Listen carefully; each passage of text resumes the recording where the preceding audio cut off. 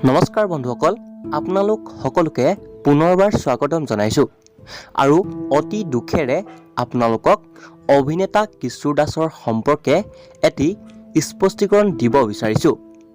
জীৱনতে থকা এগৰাকী ব্যক্তিক একাংশ ইউটিউবাৰে মৃত্যু হোৱা বুলি ভুৱা প্ৰচাৰ কৰা দেখিবলৈ পোৱা গৈছে আৰু বৰ্তমান স্ক্ৰীনত দেখি থকাৰ দৰেই থাম্বনেইল বা ভিডিঅ'সমূহ এনেদৰে এডিট কৰি ভিডিঅ'সমূহ বনাই আছে আৰু সেইসকল ইউটিউবাৰক হাতজোৰ কৰি অনুৰোধ কৰিছোঁ যাতে এনেকুৱা ধৰণৰ ভিডিঅ' বা থাম্বনেইলসমূহ নবনায়, কিয়নো সেই পৰিয়ালটোৰ ব্যক্তিসকল বৰ্তমান কি অৱস্থাত আছে এবাৰ ভাবি চাওক।